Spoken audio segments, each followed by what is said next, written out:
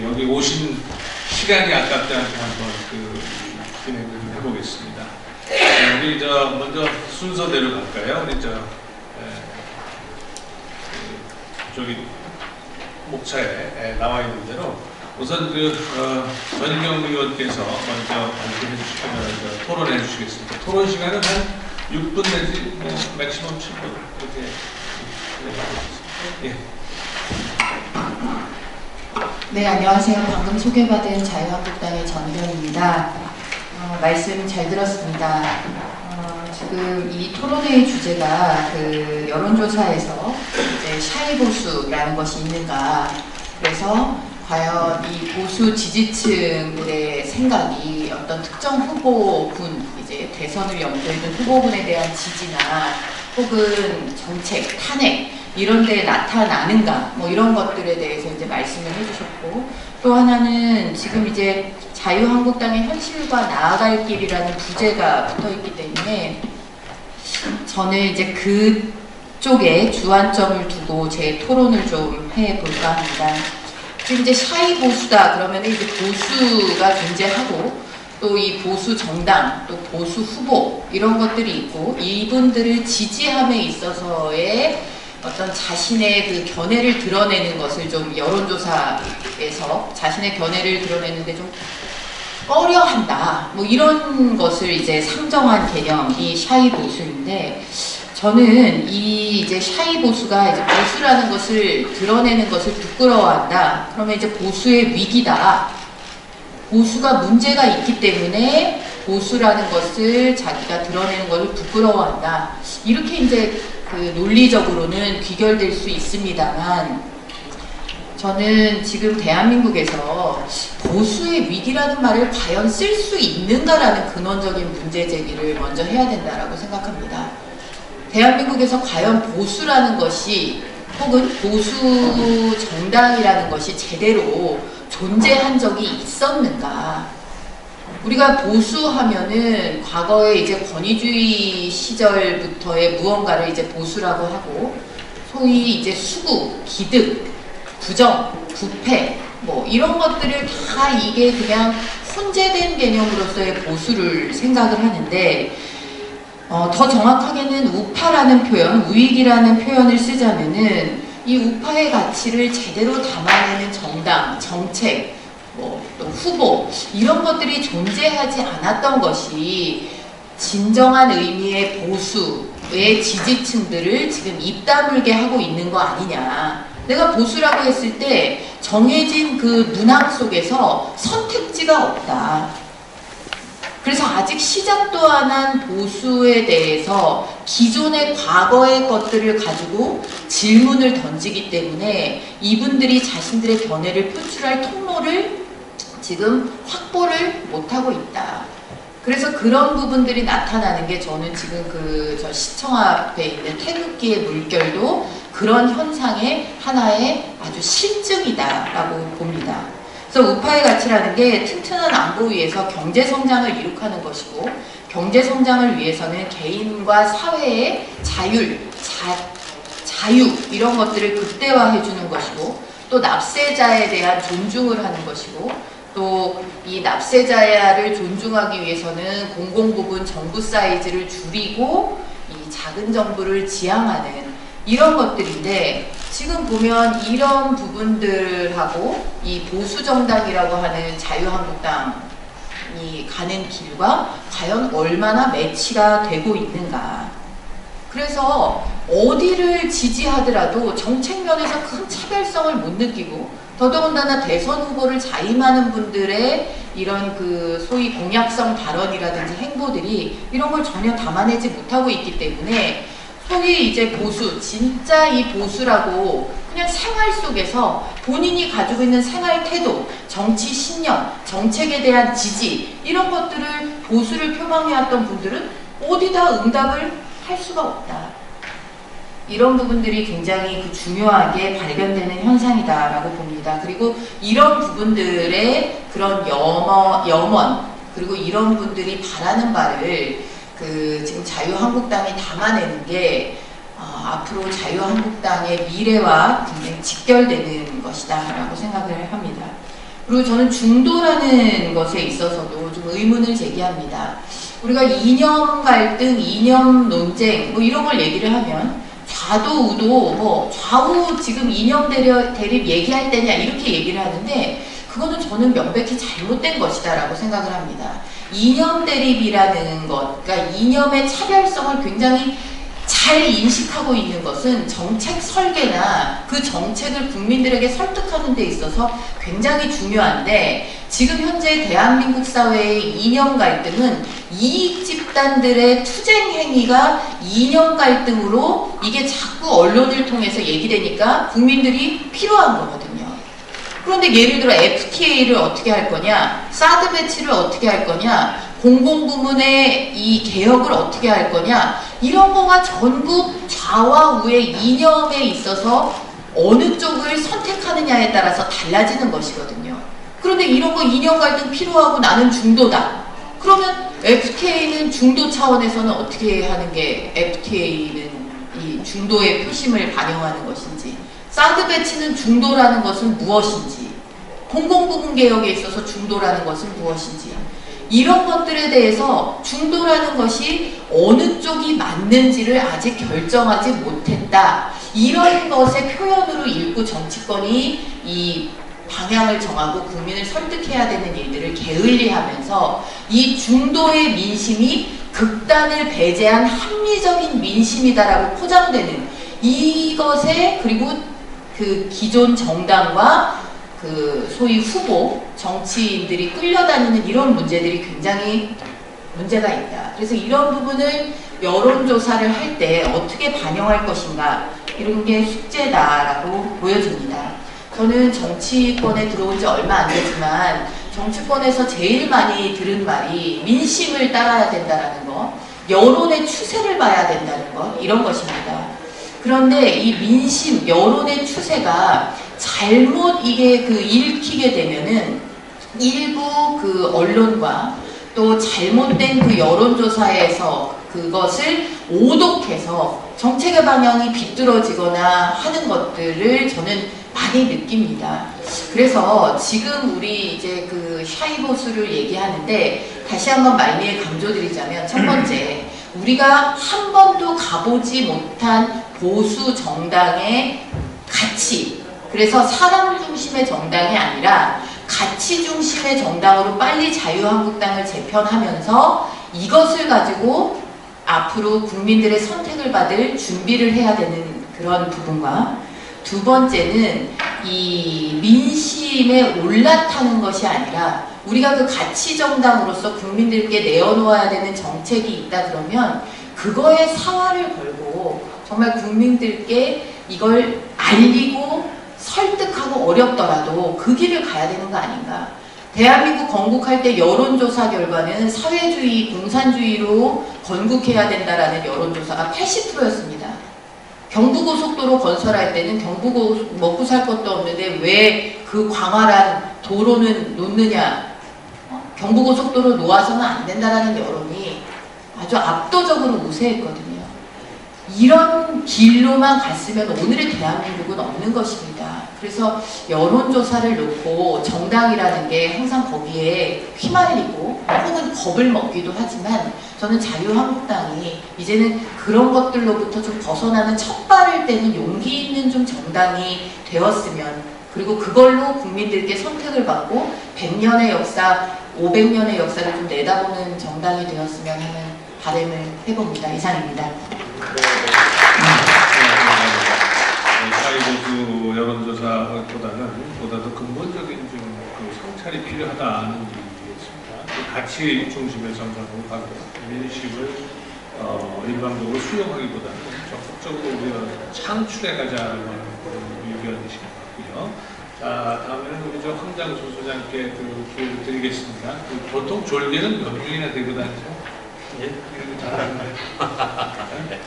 요즘 다에게 좀 강경한 입장을 유지해서 편이 거의 없어졌어요. 요새 아재 개그인데 제가 한번 해봤습니다. 별로 반응이 심하지 해볼까요? 저는 지금 새누리당이 이대로 새누리당 자유한국당 이름 좀 바꾸지 마십시오. 자유한국당이 이대로 대선을 치르게 되면 최대한 연정을 해서 한다 하더라도 65대 35가 될 거라고 보고 있습니다. 지금 샤이 보수까지 포함해서 근건 교체가 될 거냐 안 될 거냐 물으면 모른다까지 합쳤어요. 아까 35% 나오지 않았습니까? 더 나아가서 보수 진영의 대선에 대한 표들을 다 긁어 모아도 제가 볼 때는 이제는 35% 이하 수준으로 떨어졌다고 보고 있습니다. 그 중에 이제 지금 자유한국당이 15%에서 20% 사이를 점유하고 있겠죠. 근데 앞으로 이걸 더 늘려봤자 바른정당도 좀 분할하고 있고, 그 다음에 안철수한테도 좀 가 있고 해서 정말 이대로는 제가 볼 때는 대선 승리가 만만한 지경이다 이렇게 보고 있습니다. 2007년에 대선에서 당시 야권 정동영 후보 그리고 문국현, 권영진, 이인재 후보 네 사람의 표를 다 합쳐서 35.6% 나왔습니다. 그때 이 보수 진영이라고 할 수 있는 이명박 그리고 이제 그 이해창 후보 두 사람을 합쳐서 63.8%가 나왔습니다. 딱 65대 35 구도입니다. 이대로 가면 대선은 이번에 65대 35가 나올 거다 이렇게 보고 있습니다. 자, 그러면 샤이 보수, 이 말은 뭐 샤이 토리, 샤이 트럼프 이런 부분에서 브렉시트하고 이제 트럼프에서 나왔죠. 그때 이제 트럼프 당선을 LA 타임즈만 예측을 하고 나머지 조사들은 다 예측을 못했습니다. 그럼 왜 못했느냐?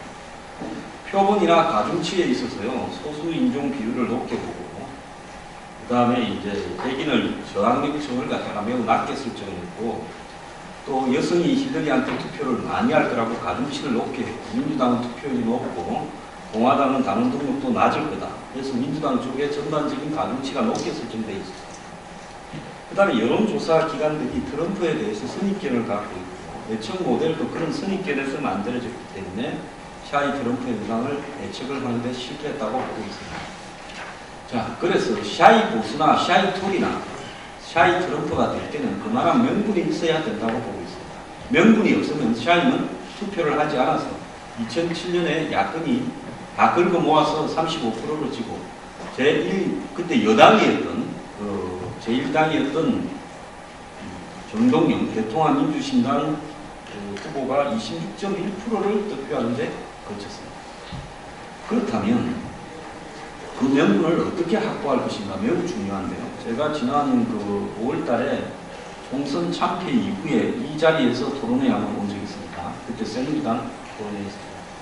그때 제가 총선 전에 TV에서 여러 번 수도권에서 대참패가 예상이 된다 여당에 이야기를 했었습니다. 그대로 됐지 않습니까?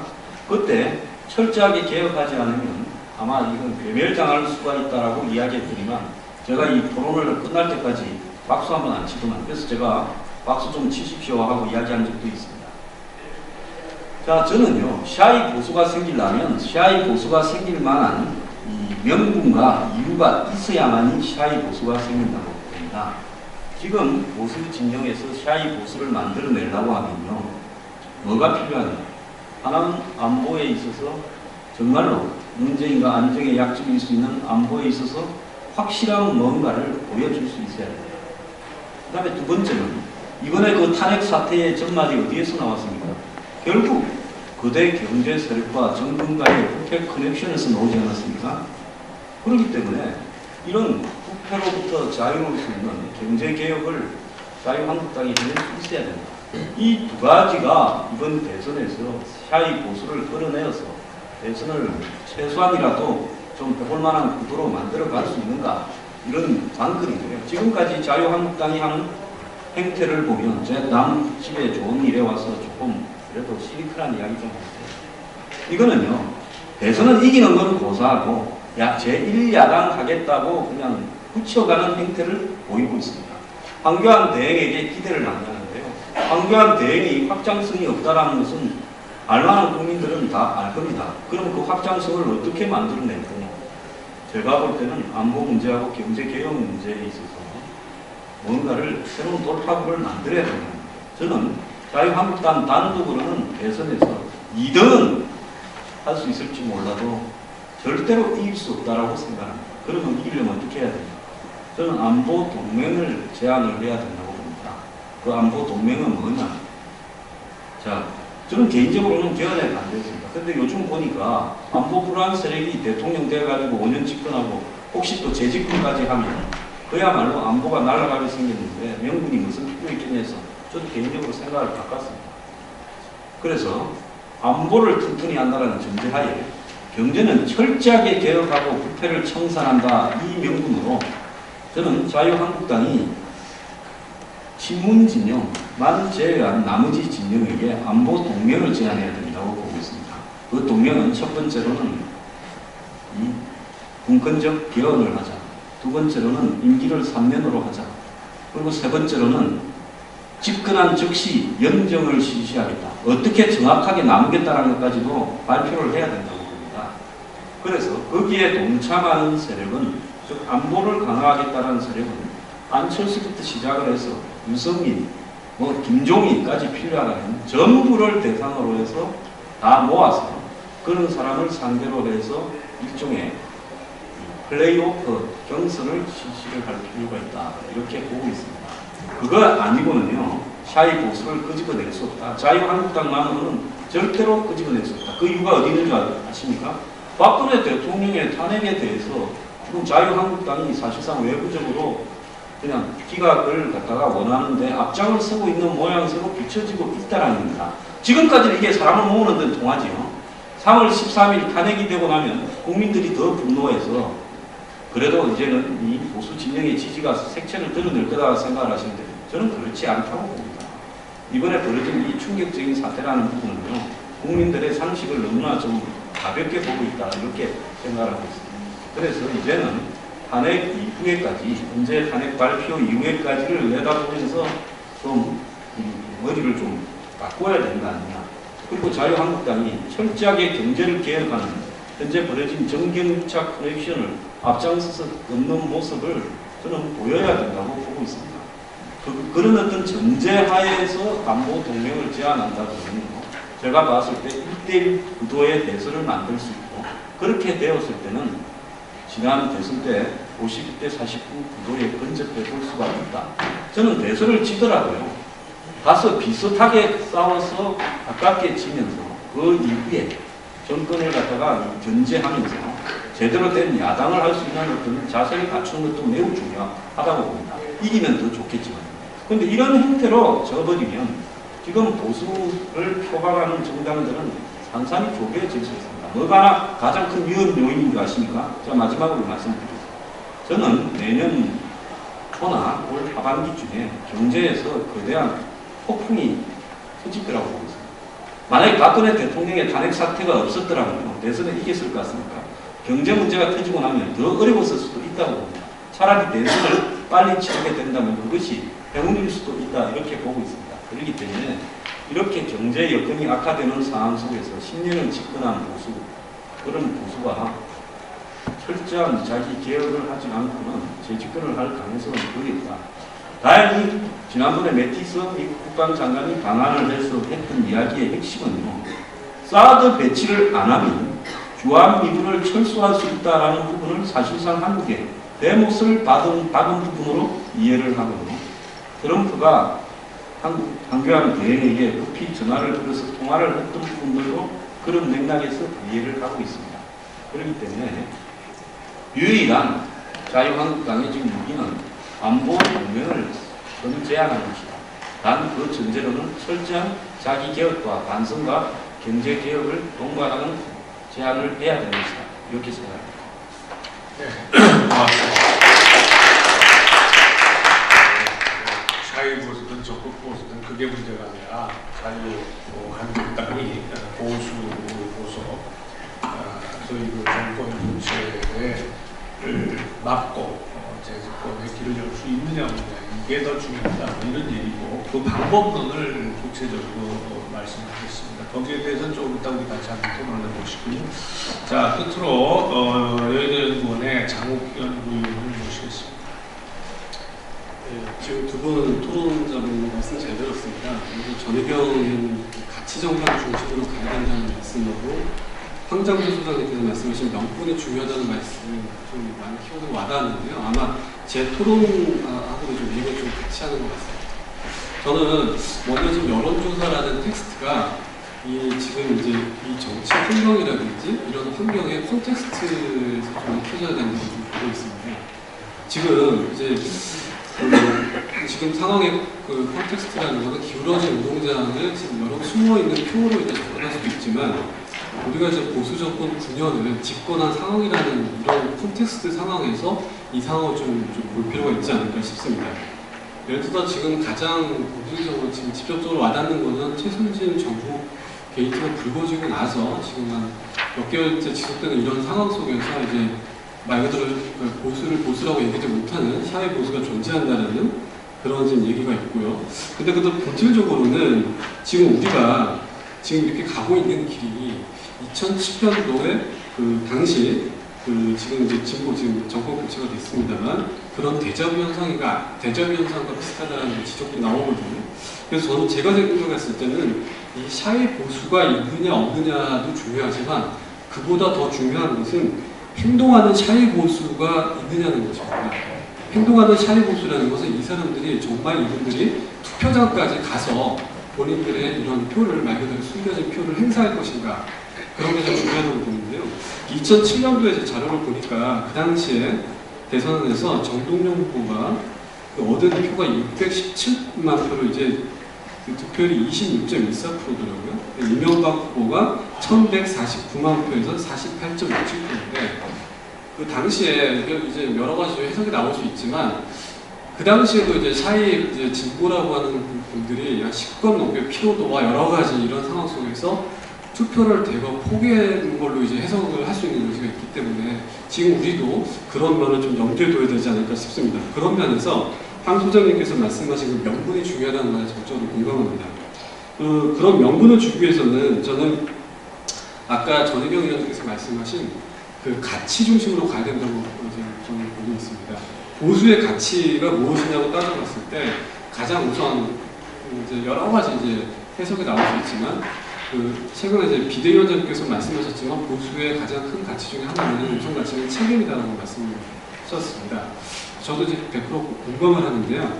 저희가 지금 이렇게 이루어진 그 집권한 상황에서 벌어지는 일들에 대해서 겸허하게 좀 성찰적으로 접근할 필요가 있다고 봅니다. 그런 관점으로 접근할 필요가 있다고 보고요. 그런 의미에서 이 샤이 보수라는 그 용어나 그런 거를 좀 강조하는 것 자체가 자유한국당에는 좀 양날의 검으로 다가올 수도 있다고 봅니다. 예를 들어서 지금처럼 패배의식이 좀 이렇게 위축되어 있는 상황에서 좀 이런 걸 털어버리고 좀 긍정적으로 좀 뭔가 해보자라는 긍정적인 요인으로 좀 다가올 수 있는 측면도 있지만 다른 한편으로는 이분들에게 아까 명분을 지지할 수 있는 명분과 투표장으로 나올 수 있는 명분을 주지 않은 상태에서 그것만 강조했을 때는 일종의 희망 고문으로 끝날 수 있다. 이렇게 좀 보고요. 지금 이제 자유한국당의 위기라는 측면에서 봤을 때 저는 두 가지 위기라고 보는데요. 첫 번째 하나는 메신저 거부 현상이라고 봅니다. 뭐냐면 아무리 좋은 정책과 아무리 좋은 얘기를 해도 국민들이 이제 믿어주거나 신뢰하지 않는다는 것입니다. 이런 측면 하나가 있고요. 그런 면에서 좀 이제 신뢰 디폴트에 빠져 있다. 새로운 신뢰를 주어야 되는 상황이 있는데 그런 것들에 대해서 이제 아까 이제 홍 소장님께서 말씀하셨던 그런 개혁적인 도움과 이런 것들에 대한 적극적인 의지와 관찰할 수 있는 어떤 인물과 그런 것들을 강조해 줄 필요가 있다고 보여지고요. 그런 의미에서 지속 가능한 보수라고 이제 우리가 계속 나아간다고 봤을 때 지금 여론조사에 단편적으로 있는 것보다는 더 전공법으로 보수의 가치를 더 이제 지속적으로 강조하거나 그렇게 할 필요가 있다고 봅니다. 그러나 아까 이제 전의경 의원님께서 말씀하셨지만 한 번도 가지 않으리라고 말씀하셨습니다. 저도 공감합니다. 그 보수의 가치 여러 가지로 얘기했을 때 왜 우리가 이렇게 왔다고 봤을 때 자기 성찰과 자기 헌신, 자기 혁신이라는 게 어떻게 보면은 보수의 가치의 핵심 중에 핵심이라고 봅니다. 보수의 첫 출발은 에드먼드 버크 출발했을 때 보면은 혁신을 반대하거나 어떤 변화를 반대하는 건 절대 아니었습니다. 단지 속도를 조절하고 그 당시 프랑스 영향 당시였고요. 그런 상황에서 속도 조절과 그런 부분에서 자기 끊임없는 자기 쇄신을 전제로 하는 거였었습니다. 그런 의미에서 지금 우리가 끊임없이 지금 보수가 하는 가운데서 혁신을 빼놓고선 얘기할 수 없다고 봅니다. 이웃나라에서 일본의 사례를 보면요. 일본의 이제 정당이 지금 내각제고 우리하고 지금 정치 환경이 많이 다릅니다. 근데 1955년도에 보수 대연합 이후에 그 보수 정당과 이제 그 진보당, 야당이 이제 1.5 정당과 0.5 정당으로 형성을 해서 여러 가지 상황은 다르지만 그 이제 자민당 안에서 한 반세기 이상 집권할 수 있었던 여러 가지 이유 중에 하나가 유사 정권 교체라는 걸 좀 들 수가 있습니다. 뭐냐면 자민당 안에서 강경파와 온건파가 서로 이제 대립하다가도 서로 이제 총리를 요거나 강경파가 하면 그 다음에 온건파 이렇게 넘어가면서 하면서 국민들로 하여금 이제 정권이 교체가 됐다라는 이런 착시 효과를 불러일으킬 수 있는 그 안에서 이제 말 그대로 여당 안에서 그런 역할을 이제 야당 역할도 할 수 있는 그런 역할이 충분히 주어졌다고 보는 것입니다. 그런 관점에서 2012년도 박근혜 정부 탄생은 그 당시 MB 정부와 그 이명박 대통령과 대척점에 섰다는 점에서 그런 면에서 정권 교체, 여당 안에서의 정권 교체, 유사 정권 교체라고 좀 해석할 수 있는 여지도 좀 있고요. 그런 측면에서 보면 보수 정당이 지금 갖고 있는 가장 큰 강점은 트레이드마크는 안정 속의 개혁이라고 생각합니다. 그러나 지금 저희가 보수 정당이 민주당에서 아까 이제 처음에 이제 발제하실 때 통계 수치도 보여주셨지만 저쪽 바른정당과 우리당을 봤으면 다른 1년 전과 배우면 거의 반토막 이상이 났고요. 그런 측면에서 보면은 이 혁신의 유전자와 이런 안정의 유전자 자체가 이제 따로 떨어져 있다 보니까 서로의 단점만 이제 극대화되는 것이 아닌가라는 우려가 좀 섞인 목소리가 나오고 있습니다. 그런 측면에서 봤을 때 지금 최근에 자유한국당이 이제 당명도 바꾸면서 여러 가지 이제 강령도 전면 개정을 했습니다. 그래서 헌법 가치와 이 7대 보수 핵심 가치를 전면에 내세웠는데요. 이것이 정말 강령이라는 것은 당의 헌법이고 당이 지켜야 될 사명인데 그래서 그 제목도 우리의 사명이라고 이렇게 적시를 했습니다. 그런 관점에서 봤을 때 지금 이제 남아있는 탄핵이 만약 인용이 됐을 경우는 보통 이제 총선의 경우에는 이제 회고적 투표가 이루어지고 대선 같은 경우 이제 미래 전망적 투표가 이루어진다고 봤을 때 탄핵이 인용되고 60일 안에 만약 대선을 치른다면 이 두 가지 투표 양상이 또 혼재돼서 나타날 가능성이 있다고 봅니다. 그런 측면에서 봤을 때 지금 샤이 보수를 이렇게 혁신 없는 그런 혁신의 메시지와 그런 의지 없이 샤이 보수를 강조하는 것은 정말 현재의 고통을 외면하는 그런 이제 몰핀과 같은 역할을 전락할 수밖에 없다고 보여지고요. 그래서 샤이 보수를 힘으로 지금 여론조사 지금 숨어 있는 표를 당당하게 진짜 그 투표장으로 이끌 수 있는 그런 명분을 주기 위해서는 정말 시간이 짧은 게 아니고 정말 혁신을 지금부터 늦지 않고 지금도 아마 3점 혁신을 이제 비대위원장에서 지금 당시점에서 지금 강조를 하고 있는데 그런 것들이 정말 가시적으로 국민들에게 정말 피부에 와닿을 정도로 정말 너무 겸허하게 성찰적으로 접근할 필요가 있다고 이상입니다. 네, 감사합니다. 이기준 의원께서 저한테 전화를 하셨을 때 제가 갈 때는 힘들다고 말씀을 드리고 토론은 가능하냐 그 토론은 제가 가능하다 이렇게 말씀을 드렸더니 오늘 좌장으로 그렇게 해놓으셨어요. 좌장이라는 게 뭐 말이 장이지 사실은 사회보고 아닙니까? 그래서 그보다는 이런 자리를 빌어서 뭐 저야 한당 소장에 계십니다만 자타가 공인하는 보수 아닙니까? 이 자리에 와서 뭐 얼마나 그 효과가 있을지 모르겠습니다만 나름대로 그야말로 이 보수적 정당인 뭐 자유한국당 혹은 새누리당을 사랑하는 마음에서 좀 매를 좀 들어봤으면 좋겠다 하는 생각입니다. 뭐 좋은 말은 듣기가 싫습니다. 잘 아시잖아요. 좋은 약이 그 입에 쓴 것처럼 그렇지만 몸에는 좋은 것처럼 좋은 말, 귀한 말은 듣기는 싫습니다. 그렇지만 미래를 개척하는 데는 아마 도움이 되실 것 같다 이렇게 싶어서 좀 말씀드립니다. 간단하게 짧게만 말씀드리겠습니다. 여러분들하고 저도 동의해요. 보수의 가치는 무엇일까? 책임, 도덕성, 그리고 뛰어난 정책 역량입니다. 뭐 그 밖에도 많이 있겠죠. 그런데 이 세 가지 중에 지금 자유한국당은 어느 것 하나 내세울 게 없습니다. 책임 먼저 볼까요? 오늘날의 이 사태를 만들어낸 책임이 자유한국당에 있습니다. 그렇다면 그 책임을 지고자 한다면 이 사태를 완전히 밝히고 수습하는 데에 적극적인 역할을 해야지요. 그렇다면 특검 연장에 반대해서는 안 됐을 겁니다. 특검 연장에 반대하는 순간 정권은 날아간 겁니다. 저는 대통령이 죄가 없다면 특검 후에도 수사 후에도 무죄로 나올 겁니다. 그런데 왜 보호하지 못해서 그렇게 안달입니까?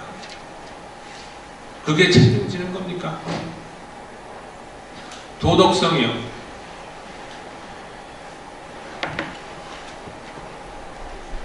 자유한국당, 새누리당 그 재벌들 두들겨서 돈 내게 만들었어요. 그것이 정말로 문화와 스포츠의 발전을 위해서 한 것이라면 왜 최순실에게 마음대로 하라고 맡깁니까? 그게 도덕성입니까? 뛰어난 정책 역량이요. 6번의 정권이 있었습니다. 지금까지. 박근혜 정부 4년 경제 성적표 최악입니다.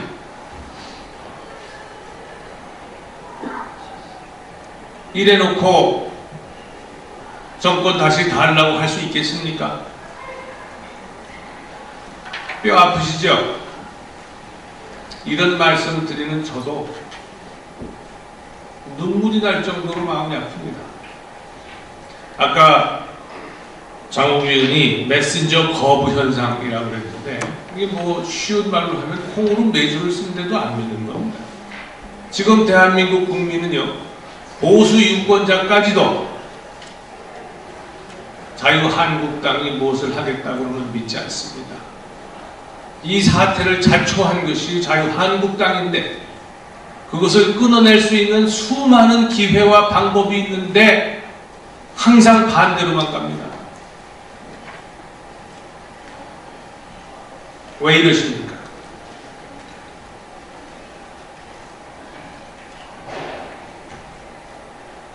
여기까지만 말씀을 드리고 혹시 계신 분들한테 그래서 질문이나 토의사항이 있으시면 간단하게 한두 번 받도록 하겠습니다.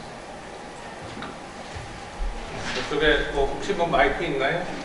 저쪽에. 마이크 없이 그냥 할게요. 테스트들에게 좀 질문드린 아까 한국 쪽에 있으면 박준필 기자입니다. 아까 블랙 처리하신 거 오늘 공개하셨잖아요. 근데 이 수치가 오늘 처음으로 공개하신 건지, 그리고 처음으로 공개하신 거라면 이 조사 방법이라든지 샤이 보수를 반영해서 그 수치를 내신 거라고 들었는데 어떤 방식으로 써서 조사를 하셨는지 좀 소개 좀 부탁드립니다. 아까 그 부분 말씀 안 드린 것 같아요. 알겠습니다. 그건 하나 접수해놓고요. 조금 이따 말씀드릴게요. 또 혹시 한 분만 더 받겠습니다. 네. 같은 질문인데요. 아까 그 수치가 보도가 되면 안 되는 거죠? 알겠습니다. 네. 자, 그러면 그 답변을 우리 이덕수 대표께 말씀 좀 부탁드립니다. 언론 대상으로는 처음 공개하는 수치가 많고요. 근데 이건 아까 말씀드렸지만 선거관리위원회에서 공개적인 공표 인용 보도가 되지 못하도록 가이드를 하고 있기 때문에 인쇄본에는 별표로 처리를 했던 거였고요. 이게 공표 보도가 되면 안 됩니다. 이제 왜냐하면 학계에서 검증되지 않은 방식이라고 선관위는 주장을 하고 있기 때문에 저희가 이 방식은 사실은 지난 총선 때 그리고 그 전에 지방선거 때도 사용을 했었는데 당시에 열세 정당 열세 후보였던 이제 야당 쪽에 어떻게 보면 샤이 진보가 있지 않겠느냐라고 해서 지난 지방선거 때도 사용을 했었고 총선 때 이제 선거여론조사 심의위원회에서 사용하지 말 것을 요청을 받고 지금 사용할 수 없는 방식이 됐기 때문에 오늘 이 자리에서만 말씀을 드리는 거고요. 공표 보도를 하게 되면 언론사도 또 문제가 되고 저희도 문제가 되기 때문에 그런 좀 양해를 해주시길 부탁드리겠습니다. 그건 아까 오프 더 레코드라고 분명히 써 있었는데 그건 발표가 되면 안 됩니다. 왜냐하면 공인된 방식이 아닙니다. 그냥 추정하는 거고요. 뭐 질문인가요? 지금 이제 선관위 관계자분도 여기 나와 계신 것 같은데요. 이 부분이 이제 가공치 혹은 예측치, 수정치라고 밝히면 공개가 가능하다라고 말씀을 해주셨다고 합니다. 일종의 유권 해석 같은데요. 이게 이제 일반적인 여론조사 결과가 아니라 여론조사를 바탕으로 한 예측치 혹은 가공치라는 표현을 든다면 공표 보도가 가능하다라고 말씀을 해주셨다고 지금 메모가 전달이 됐습니다. 자, 그럼 더 이상 말씀이 없으시면 마무리를 하겠습니다. 제가 조금 뭐 강하게 말씀을 드렸습니다. 이게 다 우리 속담에도 있잖아요. 미운 자식은 떡 하나 더 주고 아끼는 자식은 매 한 대 더 때린다는 그런 심정에서 말씀을 드린 겁니다. 저는 기회가 전혀 없다고 보지는 않습니다. 아까 황장수 소장께서 몇 가지 말씀을 하셨는데 정말 보도를 문제인데 비문으로 몰아가면은 분명히 승산이 있습니다. 가능성이 있어요. 거기다가 또 하나는 이 대선 과정을 저도 오랫동안 지켜봤습니다만은 항상 잘해서 점수를 따는 것보다는요, 상대방이 잘못해서 에러를 해서 점수를 잃어가지고 반사 이익을 얻는 경우가 대부분입니다. 그렇게 해서 승리하는 경우가 거의 80중 8구는 됩니다. 어제 정세현 전 통일부 장관께서 또 이렇게 도움을 주셨잖아요.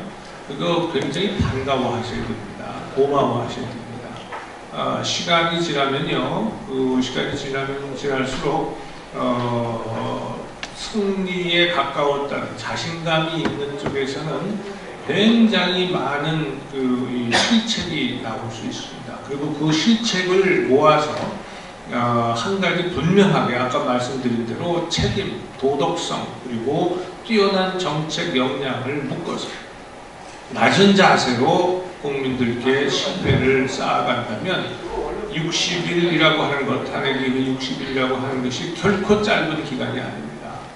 희망이 없는 게 아니에요. 그런데 지금 하시는 것처럼 계속 하신다면 전혀 희망이 없습니다.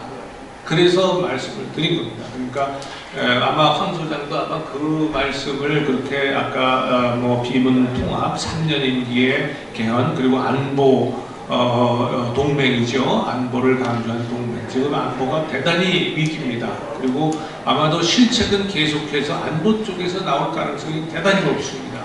그러니까 이런 점을 고려할 때에 자유한국당에서 생각이 계시다면 틀림없이 그렇다면 어떠한 형태로든지 간에 사전 경선을 통해서라도 단일 후보화 시키는 것 이것이 최선의 전략이다라고 하는 것에 저도 동의합니다. 자, 오늘 끝까지 이렇게 남아주셔서 감사하고요. 이상 오늘 발표 토론회를 마치겠습니다. 고맙습니다.